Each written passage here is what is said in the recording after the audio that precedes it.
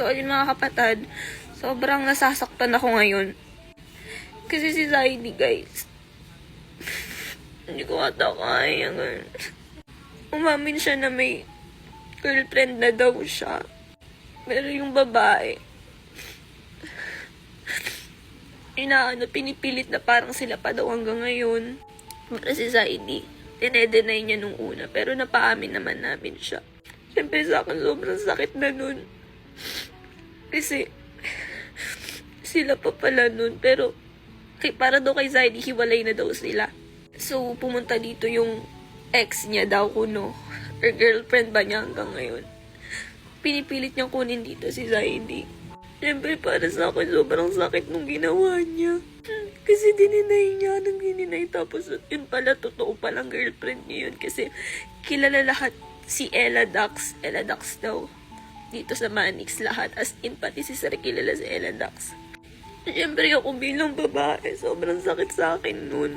I-bash niyo ako. Pero kasi, sobrang nasaktan po ako.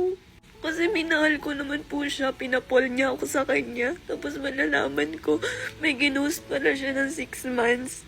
Tapos nagsama pala sila ng 2 years. Malalaman ko may girlfriend pala siya.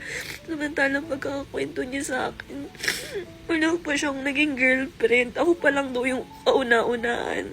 Siyempre ako sa lahat ng pinagsamahan namin. Yung pala, at the end of the day, nagsisinungaling lang pala siya sa akin. At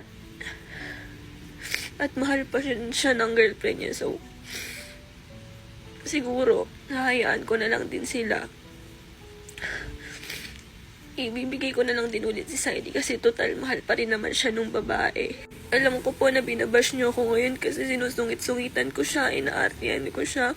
Pero guys, mahal ko po si Zaidi. Tapos malalaman ko may girlfriend pala siya. Nang ginost niya ng 6 months tapos 2 years na silang nagsasama tapos dinedenay pa niya. Siyempre sa akin gaano kasakit yun. Buong pagkatao ko nilait nung babae. Wala naman ako ginagawang masama.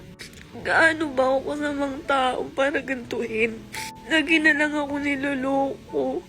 Malagi na lang ako iniiwan. Malagi na lang akong nasasaktan. Ayan mga kapatid, alam kong ibabash nyo na naman ako dahil sa nangyari.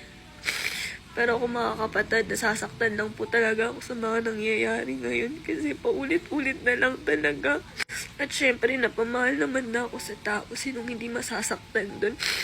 Alam ko namang wala akong karapatan kasi nga wala namang kami.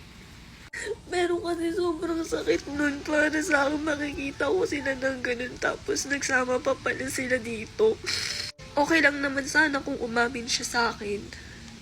Pero kasi yung paulit-ulit niyang dininay sa akin, yung pinagsinungalingan niya ako, manloloko na yung ginawa niya. Siyempre kahit sino naman magagalit sa ganun, alam ko naman na walang kami. Walang karapatan magalit sa kanya. Or sigawan siya ng ganun. Pero kasi mga kapatid, may pinagsamahan din po kami. Alam nyo yan.